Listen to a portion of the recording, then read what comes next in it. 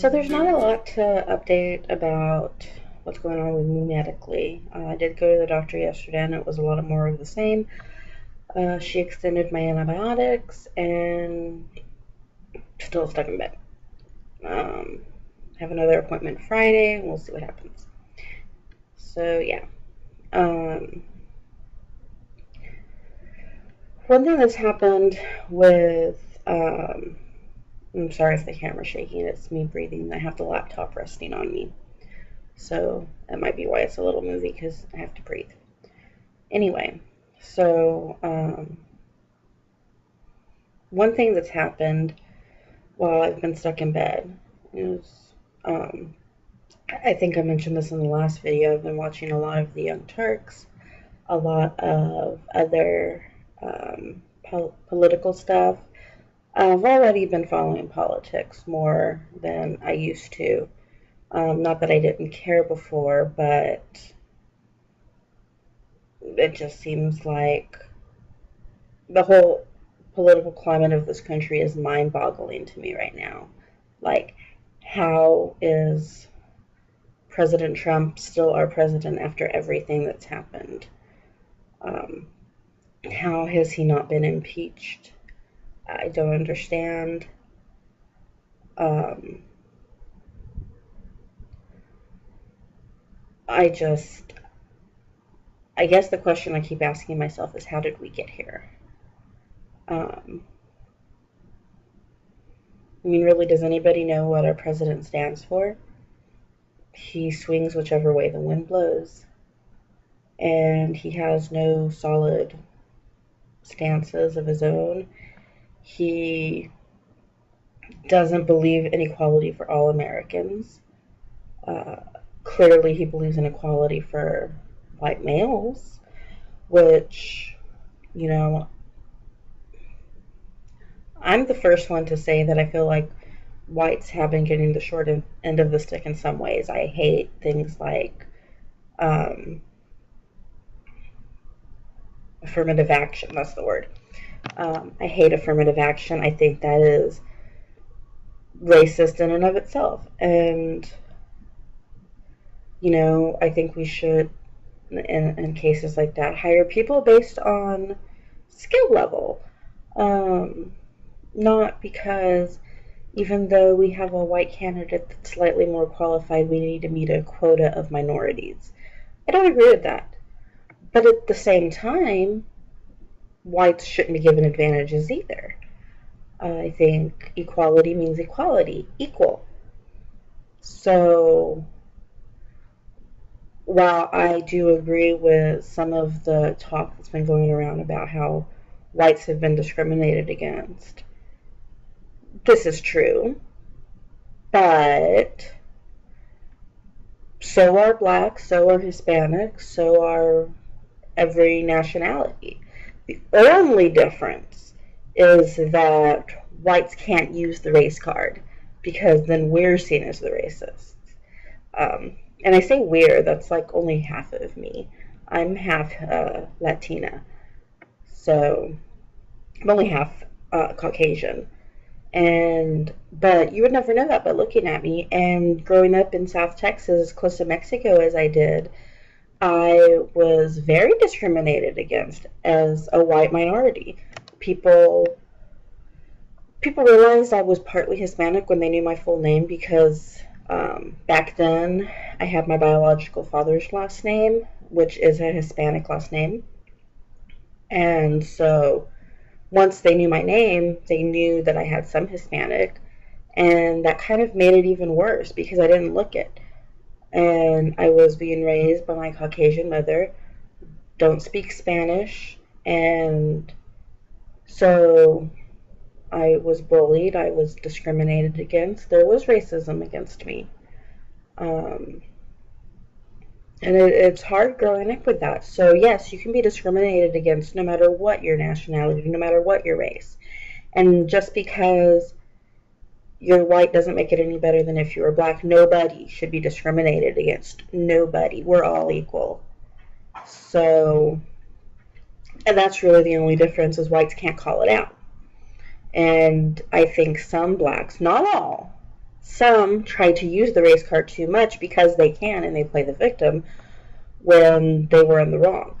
Do all do this? No, absolutely not. There is absolutely racism, and it's on all sides. Absolutely. Blacks should not hate whites. Whites should not hate blacks. Nobody should hate anybody based on something as trivial as their nationality or race.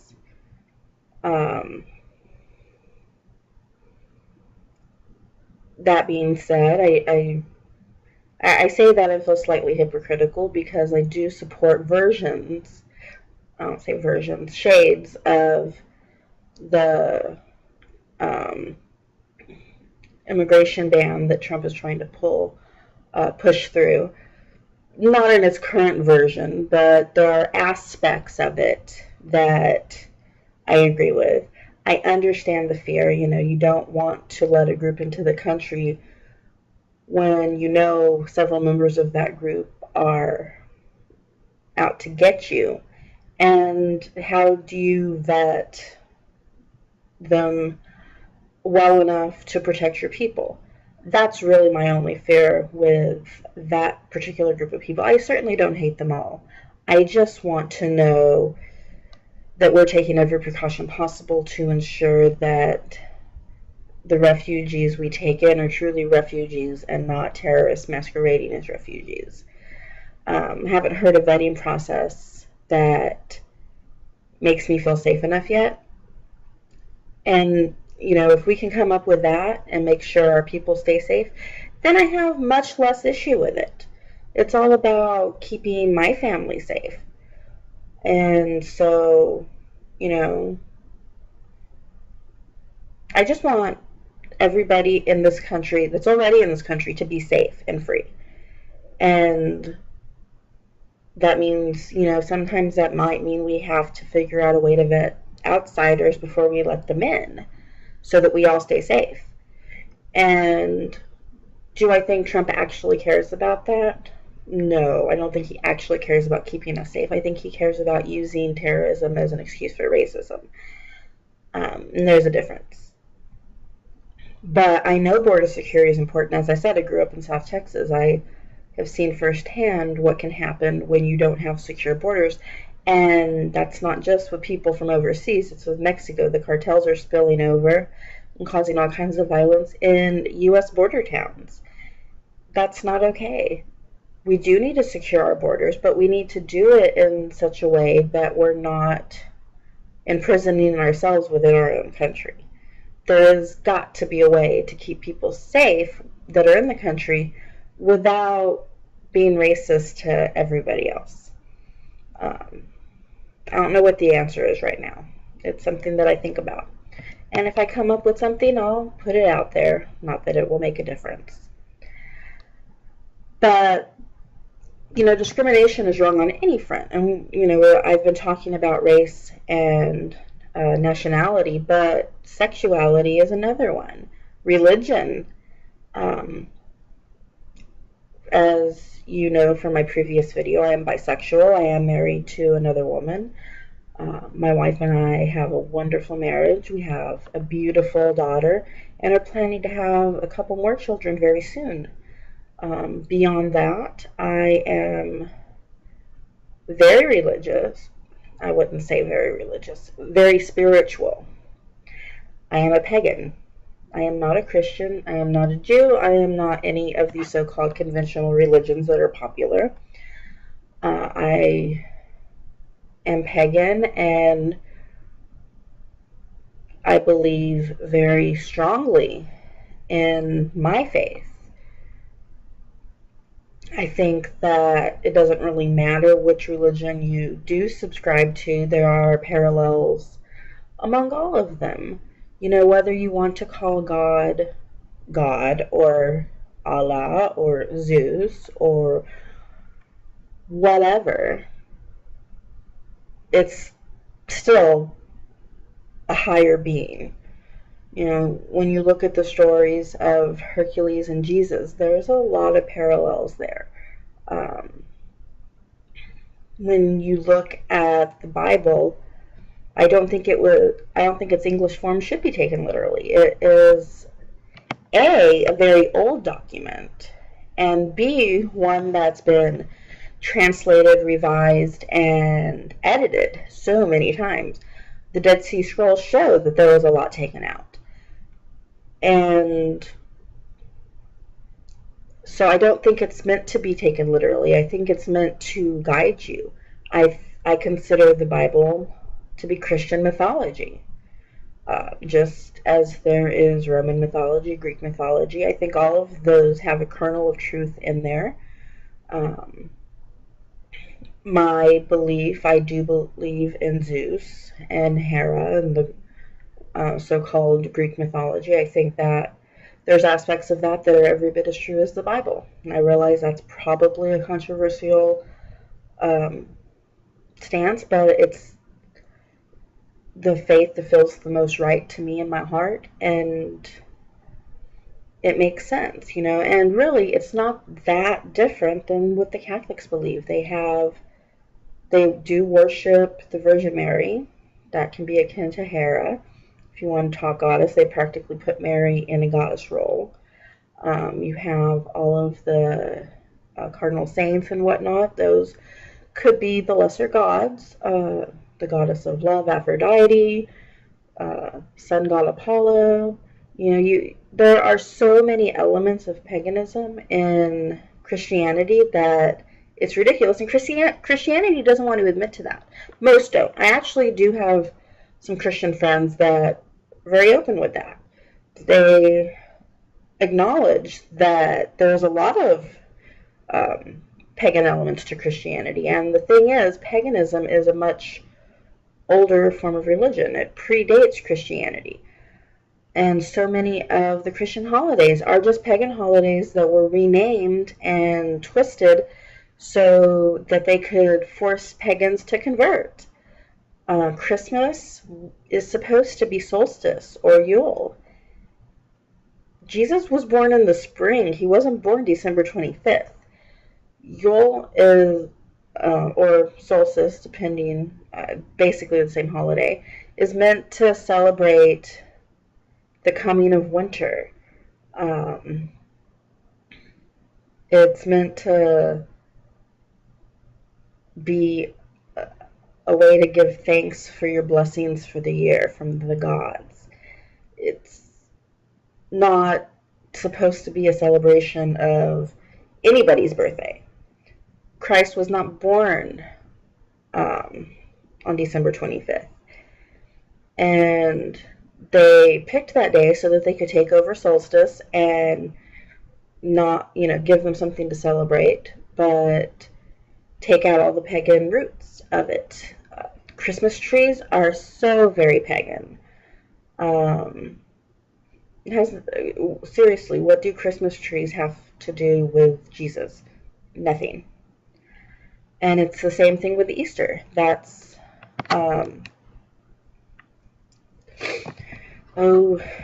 Istara. I'm sorry, I'm a bad pagan. Some of the proper names elude me sometimes. But Easter is Istara. It is meant to be the coming of spring, celebration of the sun god, and rebirth. That's where the egg and the bunny come from. They have nothing to do with Jesus rising from the dead. It's pagan celebration of rebirth. Eggs and bunnies, so pagan. That is so from pagan Astara. And there's a lot of other holidays that are the same. Christians took over the holidays to force us to convert. And so I don't see how you can say that Christianity, which is this religion that is relatively new in the grand scheme of things, is the only true religion, and that its text is the final word of God when it has been translated so many times. How do we know that that's what it was meant? Translation is hard enough, let alone translated document that's been edited down so much. And then you add the fact that the Christians, and when, to be clear, I'm not talking about all Christians. Like I said, I have Christian friends. I'm talking about the fundamentalist Christians that use their religion to hide their bigotry. But if you want to condemn homosexuals and bisexuals, then you need to never eat shellfish again, because that's in there too. And you better be wearing 100% cotton clothing all the time, or at least only, one fabric at a time, because we're not supposed to mix materials and fabric either. They pick and choose what they want to take literally. Oh, the shellfish thing, that's outdated. That doesn't apply anymore. Okay, but the homosexuality does? I don't think so. I think that like I said, there's aspects of the Bible that are real. There's been proof that Jesus Christ did exist. He was alive. He lived. Okay, yes. There's kernels of truth in all mythology, I do believe. I have my own theory about the Norse gods too, and I don't think Norse gods line up with most of the other religion, the way most of the other religions do. But I have my own theory on the Norse gods. I have theories on all mythology. The only ones that I consider to be pure fiction is Scientology and the whole Book of Mormon. I don't think those are based in any fact. I don't think there's a kernel of truth in those. I think those are pseudo-religions that people use to make money. I, to be fair, don't know as much about the Mormons as I do about Scientology, but I could go on a whole log about Scientology. That's not a religion, that's a cult, and there is no kernel of truth there. It's a bunch of lies they feed you to get rich, and that's a discussion for another day. But most religions, in their religious texts, I do find a kernel of truth, and the one that just happens to fit me best is paganism, specifically the Greek route.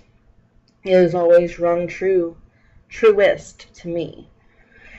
If it doesn't to you, if you think it's all fiction and all mythology, that's cool. That's your choice. That's what you believe. And everyone's entitled to their own beliefs. And it's like I've always said, feel free to hate me. Feel free to hate the fact I'm bisexual because I'm bisexual. I don't care. I don't care if you like me. But that doesn't give you the right to discriminate against me.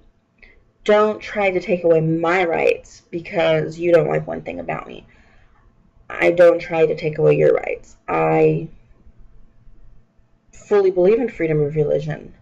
I don't believe in taking away the rights of Christians, but I also believe that this is a free country and you don't get to impose your religious views on me. I don't believe in religious law, and that's what any anti-gay law is. It's religious law. I think that's a big problem in the state I live in right now with Texas. Governor Abbott and Lieutenant Governor Dan Patrick are both extremely Christian, and that's okay. They are welcome to be Christian in their private life, and if their religion makes them hate me because I'm bisexual and I married a woman, then that's fine. Governor Abbott and Lieutenant Governor Patrick do not need to like me. They can hate me. But they were elected to represent all Texans, and I am a Texan. They should be representing all of our interests. And so, yes, they have their religious freedom, but they also have their duties as public servants. And if they can't carry that out, they shouldn't have run for office. I am a Texan. My wife's a Texan. Our family matters just as much as any heterosexual Texas family. And to see that our governor, our president, our vice president would like to see my rights taken away is horrifying to me. It's scary. I am one of those that looked into going to Canada out of sheer fear, because as much as I love Texas, and I am a Texas girl through and through, I love my state. I don't love our government right now. And the transgender ban in the military came out of nowhere and scared me, because if President Trump is willing to use tweets to legislate against transgenders, what if he was just testing the waters? What if he comes for the rest of the LGBT community next? What is he going to do next? Try to tweet that no same-sex marriages are legal anymore? I mean, I realize that may seem way out of left field, but so was the transgender ban. He's a loose cannon. You don't know what he's going to do to try to appease his base. He all but supported the white supremacists. He said there were good people on the side of the Nazis.